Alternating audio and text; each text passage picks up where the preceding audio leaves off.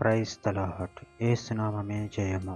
మన రక్షకుడు మన విమోచకుడైన యేసుక్రీస్తు అతి పరిశుద్ధమైన నామంలో అందరికీ వందనాలు. చిన్న ప్రార్థన ద్వారా రాత్రికాల వాక్య భాగం ధ్యానించుకుందాము. పరిశుద్ధుడా మహోన్నతుడైన దేవ సర్వాధికారినైన మీకే వేలాది వందనములు కృతజ్ఞత స్తోత్రం చెల్లించుకుంటాను దేవ రాత్రికాల సమయంలో ప్రభు వాక్య భాగం ధ్యానిస్తుండగా వాక్య భాగం అర్థమనకు సహాయం చేసి మీ కృపలో బలపరిచి మీకు మాదిరిగా మమ్మల్ని నడిపించమని చిన్న ప్రార్థన యేసు నామంలో అడిగి వేడుకుంటున్నాను తండ్రి. Amen amen.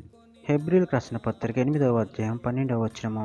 నేను వారి దోషముల విషయమే దయగలిగి వారి పాపములను ఇకను ఎన్నడను జ్ఞాపకం చేసుకొననని ప్రభువు సెలవిచ్చుచున్నాడు. ఆమెన్. దేవుడి వాక్య భాగం దీవించునుగాక.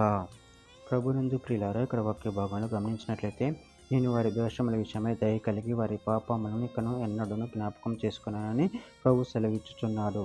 అదేవిధంగా వాక్య భాగంలో గమనించినట్లయితే హెబ్రీయులకు రాసిన పత్రిక 10వ అధ్యాయం 16-17 వచనంలో ఎలాగనగా ఆ దినములైన తర్వాత నేను వారితో చేయబోవు నిబంధన ఇదే, నా ధర్మ విధులను వారి హృదయం నందుంచి వారి మనసు మీద వాటిని వ్రాయుదును అని చెప్పిన తర్వాత వారి పాపములను వారి అక్రమములను ఇకను ఎన్నటికీ జ్ఞాపకం చేసుకున్నానని ప్రభు చెప్పుచున్నాడు.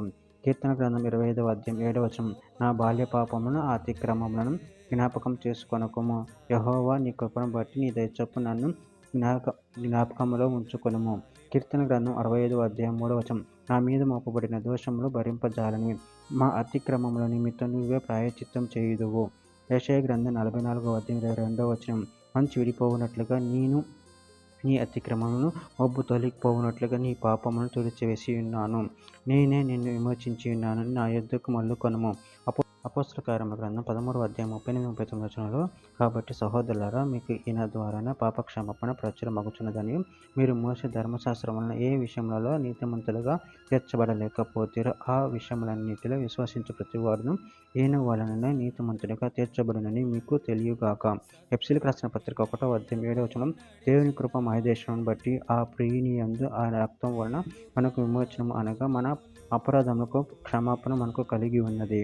చివరిగా ఒక మాట. యోహాను రాసిన మొదటి పత్రిక 2వ అధ్యాయం 2వ వచనంలో ఆయన మన పాపములకు శాంతికరమై ఉన్నాడు. మన పాపములకు మాత్రమే కాదు, సర్వలోకములకు శాంతికరమై ఉన్నాడు. ఆమె. దేవుని వాక్య భాగం దీవించునుగాక. చిన్న ప్రార్థన చేసుకుందాము.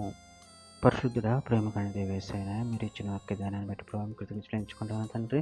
మీరే మా పాపములను మా అతిక్రమములను మా అక్రమములను క్షమించిన దేవుడు ఉన్న ప్రభు, దాన్ని బట్టి ప్రభు కృతజ్ఞతలు ఎంచుకుంటూ మీ ప్రేమ కృప మనల్ని నిరంతరం కాచి కాపాడమని చిన్న ప్రార్థన యేసు నామములో అడిగి వేడుకుంటున్నాను తండ్రి. Amen amen amen.